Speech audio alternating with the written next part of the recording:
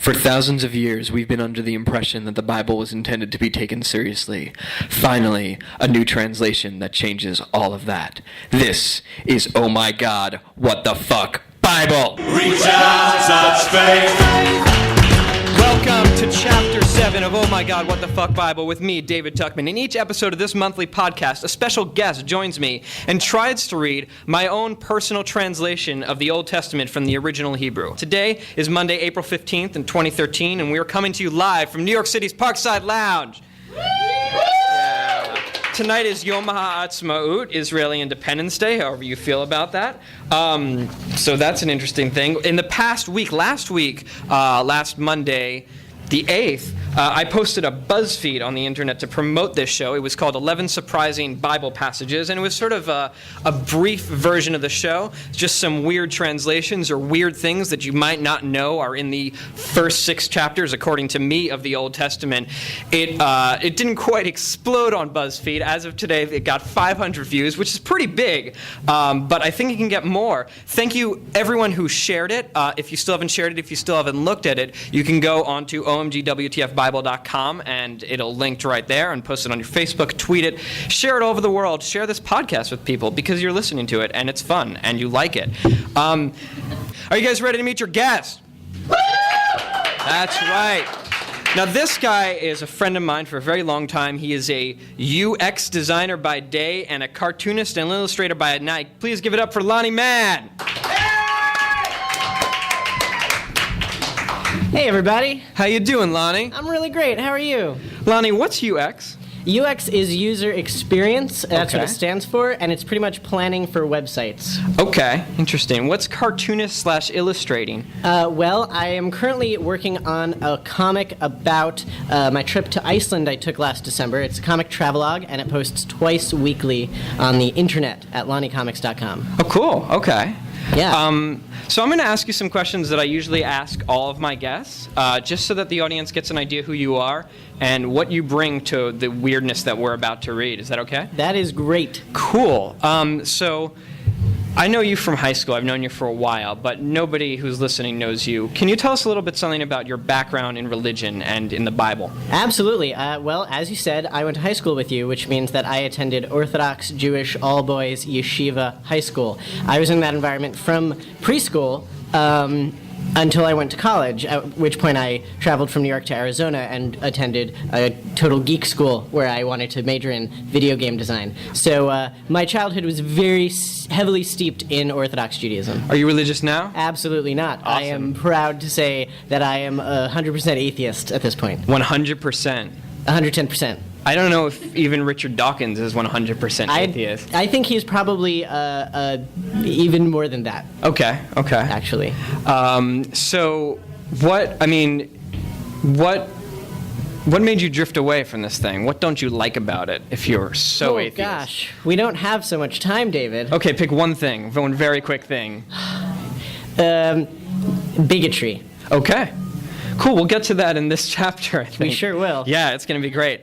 My other question that I usually ask is, I know that you don't necessarily believe in this, you're an atheist right now. Do you have a favorite part of this book? Or something that sticks out in your memory? Well, there are a lot of crazy things that I still find really interesting and I like to talk about, but I think growing up, one of the most interesting parts to me, besides all the weird commentary and stuff, if we're sticking just to the text, I forget his name at the moment, but there was a single non-Jewish or non-Israelite prophet who could communicate with God and could perform miracles and things like Moses, and I found that really interesting. I think he was called a sorcerer or something like that. Right, because it was Korach, magic. possibly? Korach was Jewish. Bilam. I think. Bilam, thank you, Bilam. Yeah. Thank you, audience. Thank you, audience. I found that really interesting because even then it seemed to admit that you don't necessarily need to be Jewish to command the supernatural forces Jews believed in, which I found exciting because it seemed to contradict the idea that if you're born Jewish, that's the only way to be awesome and you can't even get out of it if you want to. Right. So that was kind of like a little splinter I found that I Interesting. found really interesting. One more question, and then we're going to get into the chapter because we have a lot of chapter this week. we do. Or this month, I'm sorry. What's your earliest memory of me? I think I was aware of you. Yeah. I think I was aware of you before this, but the first solid memory I have is we took the same creative writing class when I was in 10th grade and you were in 11th grade with Mrs. Keston Fishbaum. Okay. And I think that's when we actually became acquaintances and then friends. I think that's right. And You now, and me and a couple other people. and now instead of writing creatively, I'm just translating the book that we read all the time back then. Creatively. Creatively. I think it's time for chapter 7. You guys ready for chapter 7? Yeah! All right, Lonnie, are you ready for chapter 7? I am so ready. I don't know if I'm ready. This is a really, really crazy one. Well, I'll be there for you. There is some insane things that happen. I didn't remember these happening, and they are wacky, and I can't wait to start. So let's do it. This is Torah, a loose translation, book 1, in the beginning, chapter 7, in which all sorts of sexy things and one very unsexy one happen. All right. Go ahead. Among the oaks of Memre, Avraham sat at the opening of his tent in the heat of the day. So if you recall, last month, chapter 6 ended with Avram and everyone in his tent getting circumcised. So sitting at the opening of your tent during a hot day is not a fun thing to do right after you do that. Jehovah appeared to him. Abraham lifted his eyes and saw 3 men approaching. He ran from the opening of the tent to greet them and bowed to the ground. "My masters," Abraham said, "if I have found favor in your eyes, please don't pass your servant by." So having found favor in your eyes is a thing that people used to say back then. I think it's a pretty cute thing, so I left it in. I didn't change it to whatever our idiom would be right now. "Take a bit of water, wash your feet, and rest beneath the tree. I'll get you a slice of bread so you can eat and satisfy your heart. Then you'll be on your way, since you have passed by your servant." Avram kind of seems like the prototype for a Jewish grandmother.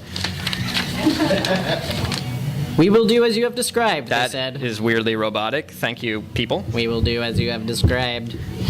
Abraham rushed to his tent. "Hurry," he told Sarah. "I need 3 seahs of our finest flour." A seah is some random biblical unit, so let's just say cups. 3 cups. That works, right?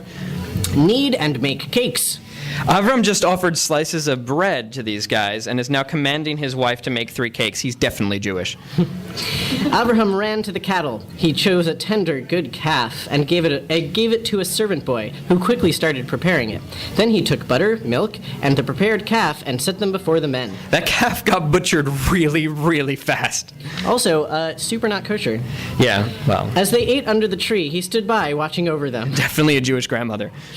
"Where is Sarah, your woman?" they asked him. "Here, in the tent."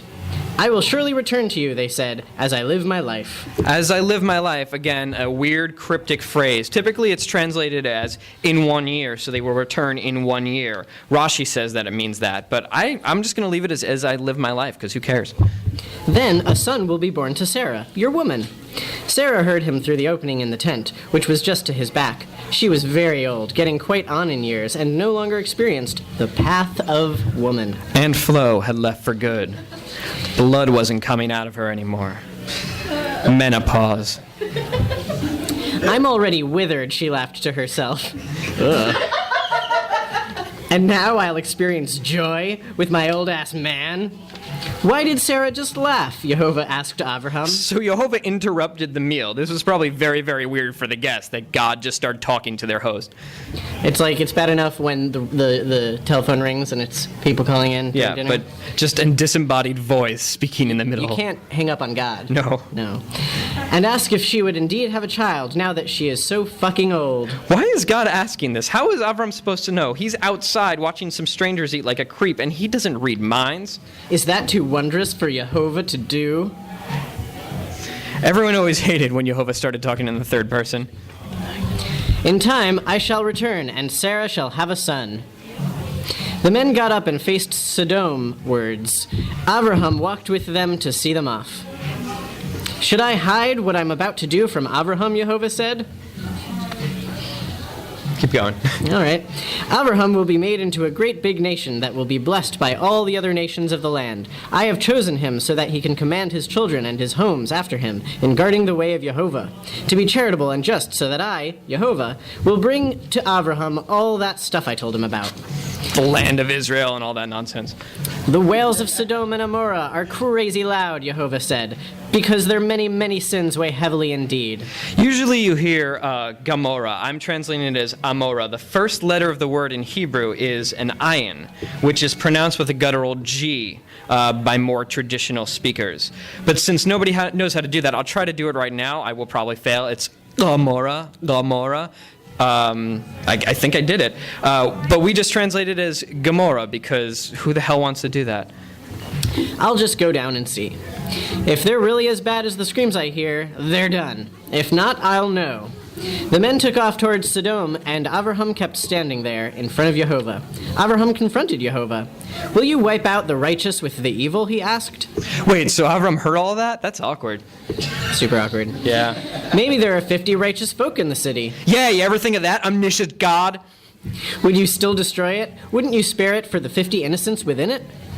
How could you do such a thing? To kill the righteous with the wicked, to treat the righteous and the wicked the same. Imagine that you, judge of all the land, would not be just.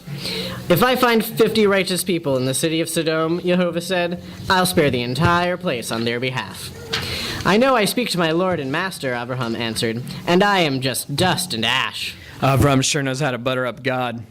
But what if the 50 are missing 5 people? Would you still slaughter the city because of those 5? If I find 45, Jehovah said, I will not massacre the town. Abraham kept going. Well, maybe, he said, you'll find 40 there. I wouldn't do it for 40. Abraham is a master of negotiation. Yeah, really. Please, my Lord Original and Master, haggler. Abraham said, don't be annoyed at me, but what if you find 30? I won't do it if I find 30, Jehovah said. I am venturing to speak to my master again. What if you find 20? I won't destroy them for 20. I really hope my master isn't pissed off if I speak one last time, Abraham said. Then maybe you find 10. What was that? Maybe 10. 10 people. Okay. For 10, Jehovah said, I won't annihilate them. Finished talking with Abraham, Jehovah flew away. Abraham went back to his place. His place. All right. That night, 2 of the angels finally arrived in Sodom. By the way, those guys were angels. Spoiler alert. Yeah. Well, actually, the word for angel in Hebrew, the word we typically translate as angel, is malach, which can also mean messenger. So we think of them as angels with wings and who live in heaven, but in this context, but they could just be messengers of God, whatever that means, or just messengers because it doesn't say of God here. As soon as Lot, who was sitting by the gates of the city, saw the angels, he got up to greet them. Then he fell to his knees and pressed his face to the ground. My lords, he said, please come to your servant's house to spend the night and wash your legs. Either everyone's legs were super dirty back then, or whoever wrote this had a serious foot fetish. Then you can get up early and be on your way. No, they said, we will sleep in the street. But Lot pressed them until they changed their minds, and they followed him home. There he made a feast for them and served them matzahs, which they ate. So the text actually uses matzot here, the Hebrew word for matzahs. Matzah is Hebrew. But supposedly this wasn't the matzah that we typically think of, the flat, square, or round bread that you see in Passover or Pesach Seders. But it was more of like a pita, like a little bit thick bread. So this meal didn't suck as much as it sounds like it did. Delicious. Before the dudes could go to bed, all the men of the city of Sodom, from young to old, gathered at Lot's house. The entire fucking nation was there. Where are the men who came home with you tonight? They called to Lot. Everyone said this in unison. Bring them out and let us get to know them. AKA rape them. Lot left his home to speak with them. His door slammed behind him. So this whole scene is where a lot of people get the idea that that Sodom and Amorah were destroyed because they were full of disgusting homosexuals. After all, everyone in Sodom wanted to get dirty with these two random strangers. Now, while the Sodomites definitely wanted to have some crazy angel/messenger sex, those who use this passage to criticize the consensual sexual proclivities of others are missing that the entire town wanted to gang rape these two dudes. As the text says, all the men from young to old gathered outside of Lot's house. We're talking 8-year-old urchins standing side by side with 93-year-old lecturers, all grabbing their crotches, dreaming of pounding some sweet angel ass.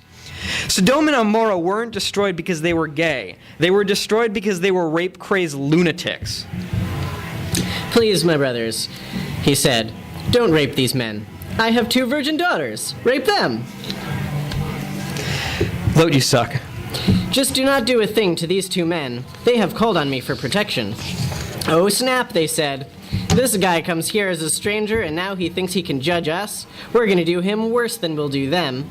A great storm of men pressed against Lot and tried to break down his door. The angels stuck out their hands, pulled Lot in, and sealed the door behind him.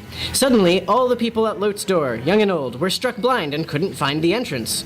Who else do you have here? The angels asked Lot. Take all the grooms, sons, daughters, and everyone else you have in the city. You must leave this place. We are here to destroy this town. The shrieks that come from this place have reached Jehovah. He has sent us here to obliterate it.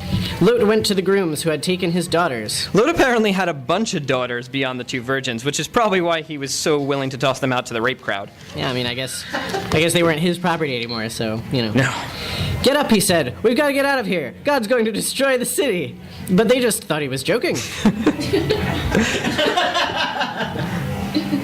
Oh, that Lot. As dawn broke, the angels hurried Lot. Come on, they said. Take your woman and the 2 daughters who are with you, or you'll be consumed by the sin of this city. Still Lot tarried.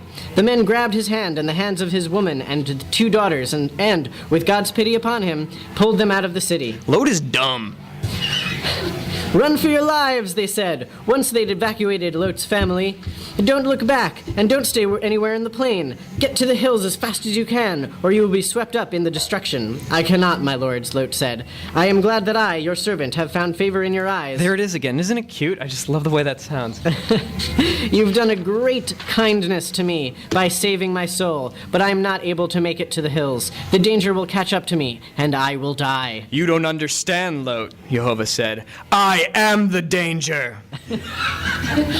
Look, Lot said, that town is close enough to flee to. It is such a young, new place. I can escape there. Isn't it little? It's such a cute little town. Look at it. And my soul will live. Your face has been carried to me in this matter, he said to Lot. That is another weird old idiom. Basically, whoever is speaking, because we don't know who it is, likes Lot, so he's going to give him what he wants. I will not demolish this city, but hurry, get there quickly. I can't do a thing until you reach that town. Even though the angels were talking, the pronoun is he here, so maybe God just popped his head into the conversation. Who knows, really?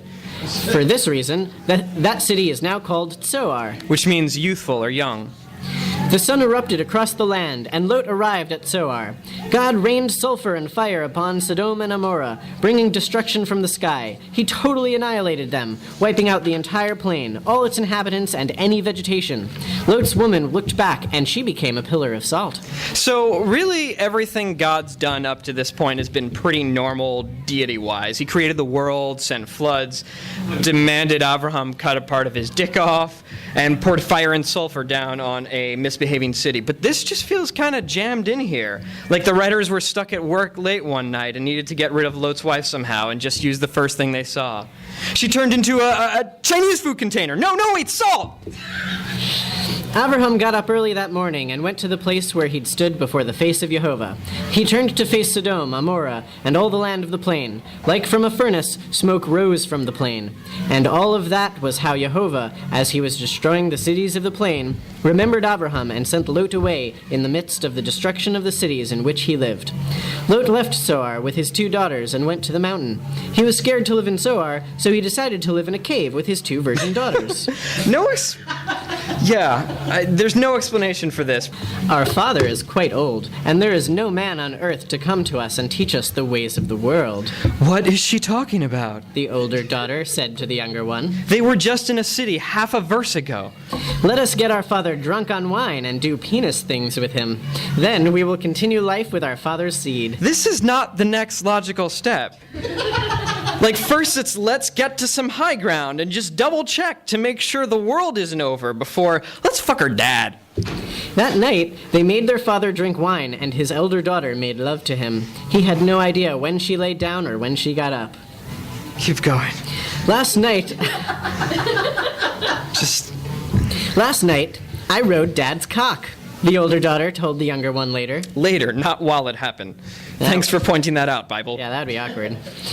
Come, let's get him drunk again tonight, and you will go and lie with him. In this way, we will continue life with our father's seed. That night, they also forced their father to drink wine. How do they have so much wine? They're in a cave. The younger daughter played hide the salty pillar with Lot, and he didn't know when she laid down or when she got up. Both daughters got pregnant. Of course. The older daughter had a son named Moab. He is the father of the nation called Moab to this day. Well, not to this day, but to the day when this was written. The younger daughter named her son Ben-Ami, and to this day... Not really. He is the father of the Bnei Ammon. And that concludes chapter 7. Thank you so much for listening. Wasn't that a crazy one? I told you that was a crazy one. That is a really, really weird one. So at this point, I lost my notes because I don't know what's happening next. At this point, Lonnie, we usually do something called a Devar Torah. Now, I've heard of those. You've heard of Devar Torah. What does Devar Torah mean to you? Well, literally, I think it's something along the lines of words of Torah, though Yes. I was never very good at Hebrew. Exactly. But it's basically a sermon that includes quoting the Torah. It's usually a sermon, but I noticed that Devar is singular, so it's really just a Torah word. And what I was wondering is, for this segment, do you think you can sum up this entire chapter in one word? Oh gosh, gay. Gay? Okay, that's a good one. Or It's a good...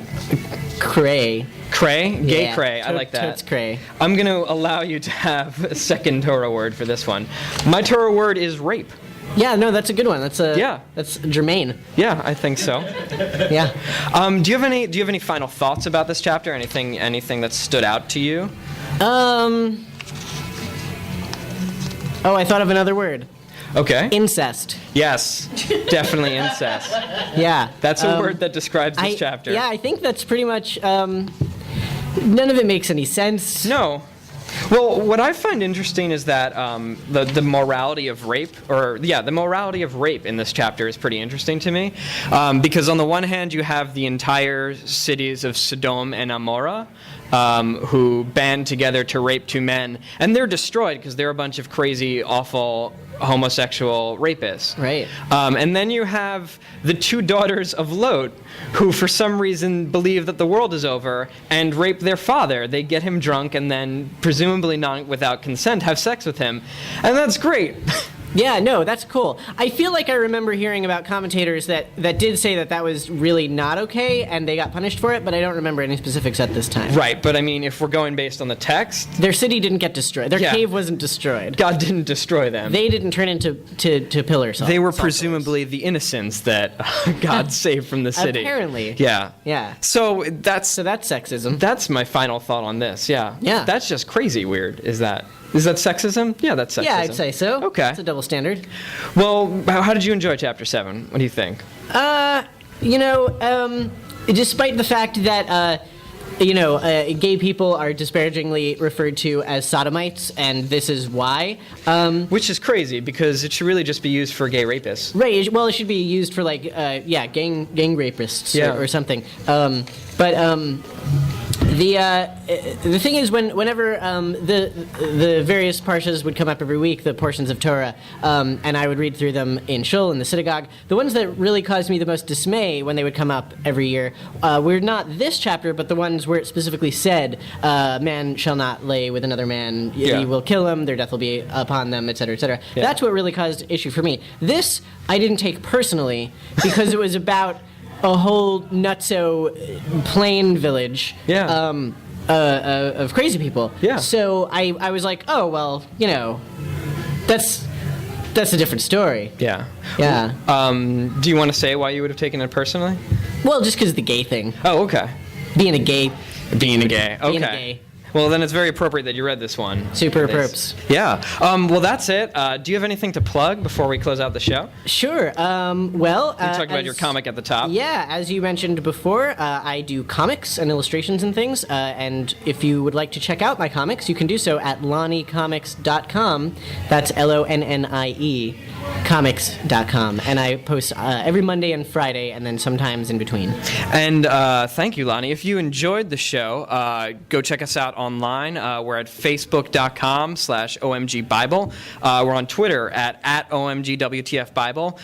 You can follow us on the website at OMGWTFBible.com. That's a resource for all of these things. You can subscribe to the show in iTunes, Stitcher, anything that you use for podcasts. And please, if you enjoy it, write a review on iTunes. That really, really helps with the algorithm, I guess. That's what it's called, right? Yeah. Sure, you're in computers. Beep boop. You're inside computers.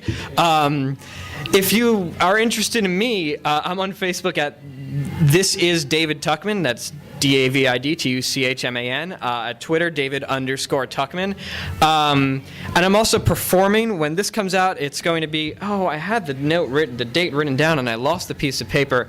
Well, I'm going to be performing the 22nd. Thank you, John. But this launches the 22nd, so it's going to be the night when people get it. I'm going to be. There's a alternative comedy open mic called No Jokes Allowed that happens the second Monday of every month. So the second Monday in May, whatever the date is, come on down to see that at Beauty Bar on 14th Street between 2nd and 3rd. It's really fun. Some of New York's best comedians are at that show.